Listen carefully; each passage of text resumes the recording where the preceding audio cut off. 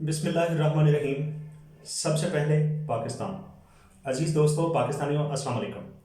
मुझे आज आपके सामने जिस हकीकत का इतराफ़ करना है, पहले भी कह चुका हूँ, आज फिर करना है कि मैं जनरल परवेज़ मुशर्रफ साहब को बहुत ज़्यादा पसंद करता हूँ। मेरे वो आइडियल हैं। आइडियल होने का मतलब ये हरगिज़ नहीं है कि मैं उनसे कोई अंधी मोहब्बत करता हूँ, लेकिन ये बात भी दुरुस्त है कि मैंने उनसे बहुत कुछ सीखा है, उनके दौर को बहुत ज़्यादा करीब से देखा है। इस वक्त मेरी 40 साल उम्र है, लेकिन जब उनका दौर था उस वक्त कम से कम 20 25 30 साल की उम्र के जो सोशल मीडिया के दानिशवर हैं, ये तो तब पैदा भी नहीं हुए थे, इनके तो पैम्पर भी नहीं उतरे थे। लेकिन एक वीडियो इधर से उधर भेज देना, उधर से इधर भेज देना, या मतलब कोई पेस्ट कर देना कोई चीज़, ये कोई कमाल तो नहीं है। लॉजिकल बात की जाए, दलील से की जाए तो फिर बात बनेगी, वैसे नहीं बनेगी। आइडियल होने का मतलब ये भी है कि मैंने उनके बारे में बहुत ज़्यादा पढ़ा, उनको ज़्यादा से ज़्यादा सुना, और शायद मैं कह सकता हूँ कि मैंने सबसे ज़्यादा उनको सुना होगा। यही वजह है कि आज मैं उनका एक वकील बन के सामने आता हूँ, या मैं इस तरह की उनकी कोई वकालत करता हुआ नजर आता हूँ, बात करता हूँ। 28 मई यौम तकबीर है, कौम को बहुत ज़्यादा मुबारक हो। ये अभी ताज़ा ताज़ा गुजरी है। सोशल मीडिया के ऊपर कुछ वीडियोस जो हैं, क्लिप डॉक्टर अब्दुल कदीर साहब के, वो मतलब गर्दिश करते हुए दिखाई देते हैं, जिसमें वो उन्होंने मुख्तलिफ औकात में मुख्तलिफ लीडर्स के बारे में क्या कुछ कहा। ये बात बिल्कुल दुरुस्त है। उन्होंने परवेज़ मुशर्रफ साहब के बारे में भी एक इंटरव्यू में कहा था कि मेरे ऊपर इसने मतलब जुल्म किया है, मुझे नज़रबंद कर रखा है। तो मतलब ये वाली इस तरह के वो गिले शिकवे करते हुए नजर आते हैं, बिल्कुल दुरुस्त है। मैं इस बात के जवाब में ये कहना चाहता हूँ कि अगर डॉक्टर साहब की इस बात को लेना है तो फिर डॉक्टर साहब ने बख्शा किसको है। मुझे याद है कि एक दफ़ा शायद वो तलत हुसैन उनका इंटरव्यू कर रहे थे, तो उन्होंने पूछा था कि डॉक्टर साहब आपकी नज़र में मियां नवाज शरीफ कैसे इंसान हैं। तो उन्होंने कहा था कि ज़बरदस्त नाअहल बुज़दिल आदमी है। फिर बेनज़ीर के बारे में भी उस तरह के ख्याल का इजहार कर चुके हैं। फिर जुल्फ़िकार अली भुट्टो के बारे में भी, और उन्होंने कोई बहुत ज़्यादा अच्छे अल्फाज में उनको याद नहीं किया हुआ। तो कहना ये चाहता हूँ कि डॉक्टर साहब ने आखिर बख्शा किसको है, एक बात। दूसरी बात मैं ये समझता हूँ कि अब देखना यह है कि मुशर्रफ साहब ने जिसके बारे में जो कहा है वो किस हद तक बात दुरुस्त है। मुशर्रफ साहब से एक दफ़ा डॉक्टर अब्दुल कदीर साहब के हवाले से पूछा गया कि जनरल साहब, डॉक्टर साहब के बारे में आपकी क्या राय है। डॉक्टर साहब, उन्होंने मुशर्रफ साहब ने कहा कि पाकिस्तान में उनका आना, एटॉमिक बम के लिए काम करना, एटॉमिक एनर्जी में अपनी सर्विसेज देना, फिर धमाके करने तक तो वो मेरे आइडियल थे, मेरे लीडर थे, मेरे हीरो हैं। लेकिन उसके बाद जो कुछ हुआ, उसके बाद मेरी राय ज़रा उनके बारे में अब मुख्तलिफ है। दूसरी बात यह है कि डॉक्टर साहब जो हैं ये खुद पसंद आदमी हैं। फिर मियां नवाज शरीफ के बारे में एक तकरीब में उन्होंने इजहार ख्याल करते हुए कहा था कि मैं इनके साथ 1 साल आर्मी चीफ रहा हूँ, मैंने इनके साथ काम किया हुआ है, लेकिन ये इनको 3 बार हुकूमत करने का मौका मिला, लेकिन ये टोटल फेल हुए हैं। ये अकल से फारिगुल बाल हैं। मेरे सुनने वालों को याद होगी, ये सारे वीडियो क्लिप उनके अक्सर गर्दिश करते हैं मीडिया के ऊपर। तो इन दो शख्सियात के बारे में जनरल साहब की जो राय थी, उसको आप परखा भी जा सकता है, तोला भी जा सकता है। दूसरी बात, हकीकत या सच्चाई वो होती है कि आपका दुश्मन भी एतराफ़ करे। मैं चूंकि बेगम कोर्ट में परवेज़ मुशर्रफ का शायद उस वक्त में अकेला था जो मैं उनका सपोर्टर था, जहां कहीं बात होती थी मैं मतलब बिल्कुल उनको डिफेंड करता था।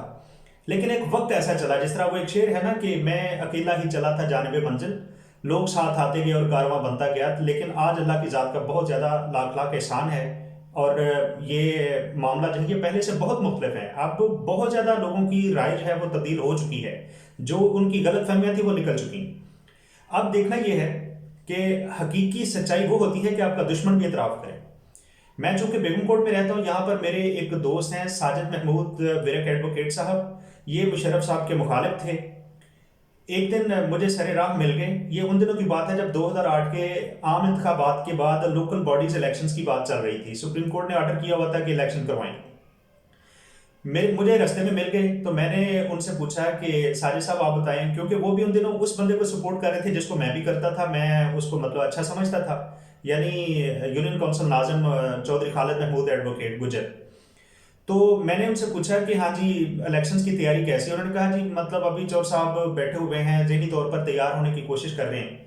मैंने दूसरा सवाल किया, मैंने कहा साजिद साहब मुझे ये बताएं कि आपको लगता है कि ये लोकल बॉडीज इलेक्शंस हो भी पाएंगे।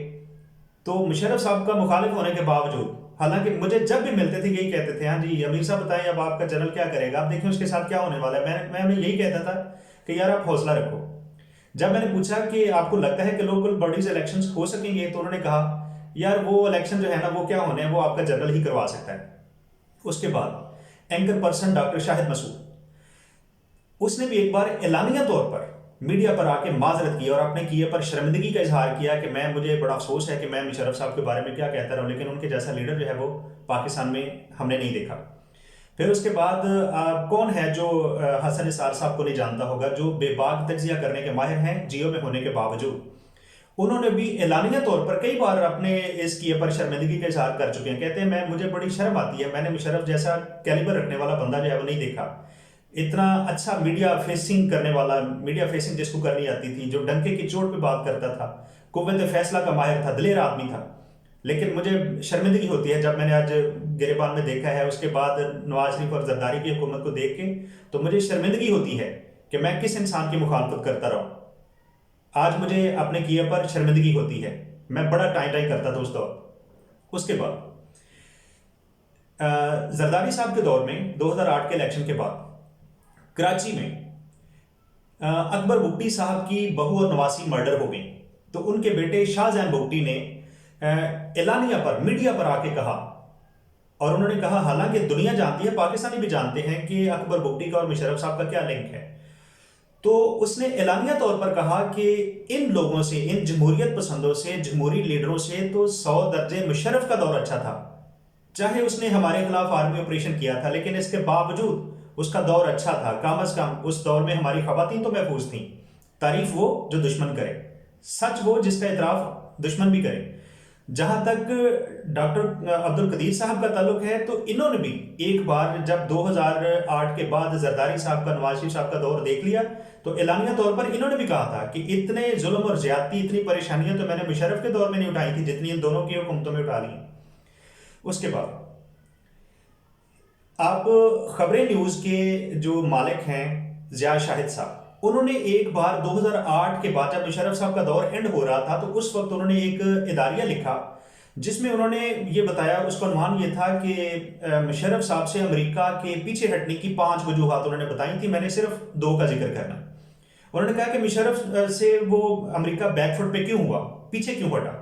जाहिर एक तो उनका दौर एंड हो रहा था, तो आगे उन्होंने नई हुकूमत की तरफ देखना था, आश उम्मीद लगानी थी। लेकिन 2 वजूहात, एक ये कि मुशर्रफ साहब से जब वो इराक में अमेरिका ने हमला किया था, सदाम के खिलाफ जंग जारी थी, तो उस वक्त अमेरिका ने, मैं इस बात का गवाह हूं, अमेरिका ने मुतालबा किया था कि मुशर्रफ जो हैं वो फौजी ट्रुप्स जो हैं वो अपने उधर भेजें।